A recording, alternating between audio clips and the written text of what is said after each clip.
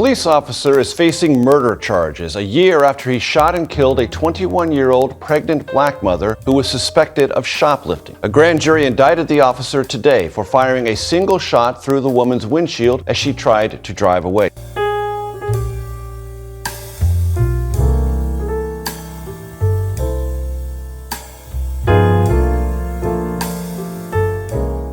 Howdy, everybody. I'm RJ Smith, and this thing of ours is called Crazy News React, where I find crazy news videos and bring them to you every day at around 3 o'clock. Welcome aboard. If this is your first time here, hit that like button right now. Go ahead, hit it. Oh, thank you so much. And if you like the video at the end, subscribe, comment, share, but most importantly, turn on those notifications so that you are notified by YouTube every time this nut puts out a new video. So today I'm going over the case of Takia Young. That was the 21-year-old young African-American woman who was shot dead in her car. Unfortunately, she was pregnant, and both her and the unborn daughter died after a police officer, in my opinion, made the wrong move. So look, I have the video, and it shows this police officer fatally shooting Takia, and the officer has appeared in court, is charged with 4 separate felonies, serious ones, and is now out on a $250,000 bond. So I'll be in about 6 times throughout the video to talk with you guys. I'm so happy you're here. I'm so pleased, and I'm being quiet this morning because it's about 3 in the morning right now. Yeah, so let's go. Please stick with the video all the way to the end because it's shocking, and I'm very proud of this one. Thanks, guys. Let's see what's up. Out of the car. They said you stole stuff, do not leave. Body camera video shows Glendon Township police officer Connor Grubb approach Takia Young in her car outside an Ohio grocery store last year. Another officer orders her to get out. Get out of the Get out of the car. Instead, the 21-year-old rolled forward toward Grubb, who fired a single bullet through her windshield into her chest. Today, a grand jury announced Grubb is being charged with multiple counts of murder, involuntary manslaughter, and felonious assault. We're not passing any judgment on whether Officer Grubb acted properly. We haven't seen the evidence. Before the shooting, surveillance cameras recorded Young inside the store where police suspected she stole bottles of alcohol. Young was at least 25 weeks pregnant at the time of the shooting. The daughter she was expecting also died. He didn't never have to pull that gun on her, ever. It wasn't called for. Today, Young's grandmother called Grubb a bully with a badge. I wanted to see Connor Grubb pay for what he did because it was wrong. It was wrong for him to take her and her baby out of here like he did.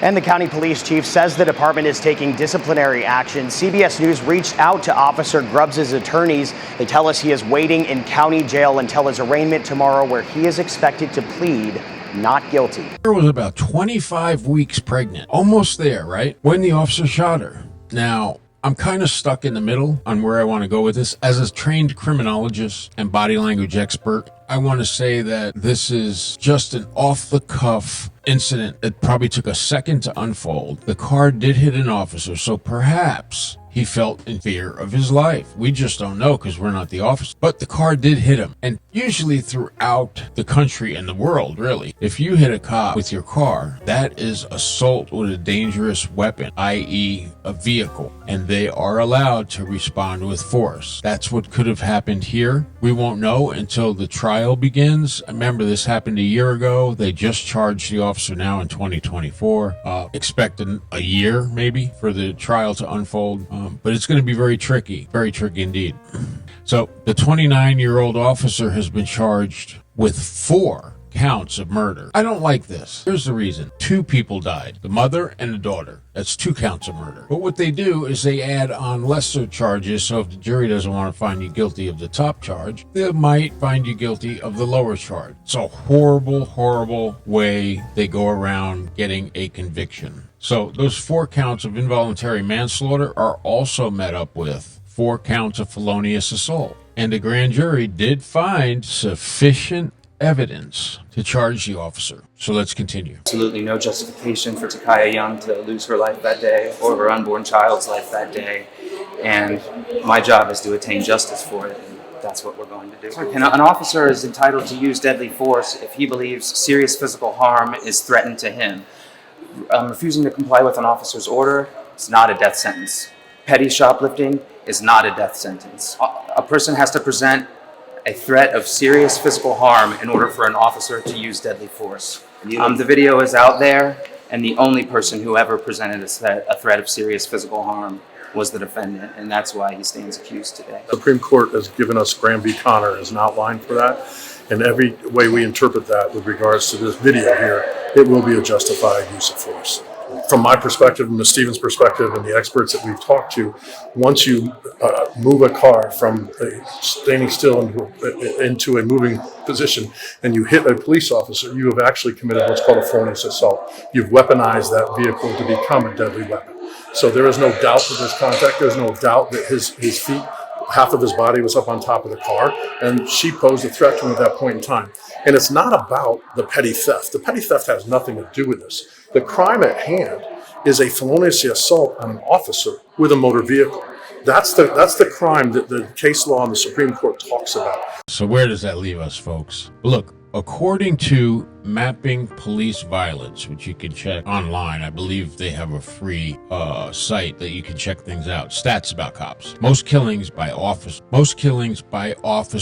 begin with traffic stops, right? We know that. There are mental health checks, disturbances, non-violent offense, or even where no crime has been alleged. Since January 2024, check this out, more than 759 people have been killed in the United States by police officers. That puts this year on track to be the deadliest on record. And of course, use of force accountability is measured. It's usually influenced by the degrees of sensitivity to public sentiment and fear of reprisal, according to experts. So what about this police unit? What do? They protect the interest of all law enforcement officers. Whether an officer shoots somebody, maybe assaults somebody, or acts inappropriately, the union always comes in to represent the officer and, of course, claim innocence. That's just the way it is. It's difficult to watch. I think it's going to be really difficult to decide by a jury as well. So he's been charged up with numerous counts. And to take into account how many different theories they have on this, so that's the Ohio law. So there's an enormous amount of counts on him right now. And this is what it's going to come down to. Were his actions reasonable after being struck by that car? If you look at the second officer's body cam, that shows the officer fire once he was being struck by the car. And that's something that they're going to have to decide. Was that reasonable? Or secondly, was it accidental? He fired one round. After being struck, he might have compressed the trigger on that. I don't know. That'll go forward when we figure this thing out. He's got 4 years of service, so he's had some time on the job. He's not new to it. But when you look at these things, we teach officers in law enforcement not to shoot at a moving vehicle. But if you're going to be struck by it, then that's a different story, which he was. This is such a terrible crime, and I should say terrible instance. That it's going to take a tough time for this jury to figure out exactly where they want to go with this, because this is really bad. The Franklin County grand jury handed up a 10-count indictment against Officer Grubb, charging him with 4 counts of murder, 4 counts of felonious assault, and 2 counts of involuntary manslaughter in the death of Young and her unborn child. Now, as you can see, there are lesser included crimes on the indictment because they, like I said, they are hoping that if they don't get found guilty on the top count, that they will of the lesser included charges of felonious assault and involuntary manslaughter. The murder charge carries a life sentence. An officer isn't allowed to use force. An officer isn't allowed to use deadly force to respond to a non-fatal threat like this. And police have killed more than how many?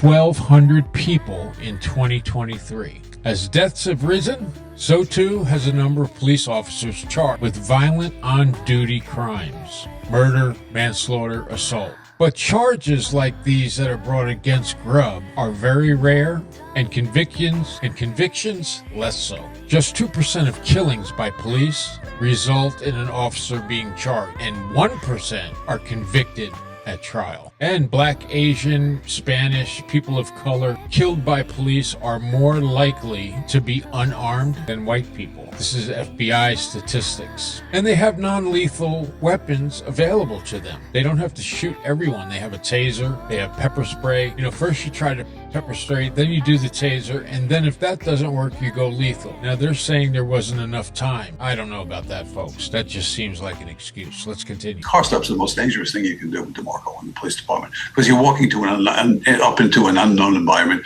You don't know if that person has a weapon. You don't know if they're on drugs. None of these seem to be the issue here, but you just don't know. There's a lot of questions. So you act in a very strong response. Sometimes you pull your gun, sometimes you don't. And most officers, most departments don't tell you when you can, when you can't. So that particular incident where he stepped in front of the vehicle was a mistake. But it did. Then again, she refused to stop and she actually hit him. I don't think it was that hard. I couldn't see that. But this is what makes it so difficult. And it sends a message to all law enforcement that tactics matter. Be careful and put yourself in good places. I think you're going to see the officer might easily get up on the stand and talk because he seems to be a genuine and no problems at all in his career.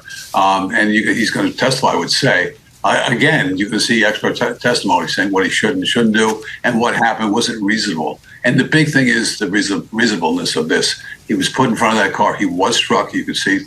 I watched it several times, the body camera. And he was struck, and to what level, and did he have his finger on the trigger? All these things matter, and they're collectively thought through by the jury. You guys can see by the video, the faces have been blurred out. That was not done by the police department, supervisors, district attorneys. That was done by the officers after the incident to try to shield themselves from what had gone on, which is a crime in itself, okay? Lethal force, namely using firearms, is only to be used on a person who poses a serious threat to the officer or someone else. The Department of Justice standard for judging whether police shootings are justified is based on the perspective of a reasonable officer on the scene rather than the 20/20 vision of hindsight. So, when you watch this video, what does it look like to you? And I would suggest most people will say, well, the officer was hit by the car, he was defending himself. And that's where the problem's going to come in here with this criminal case against the officers, because I think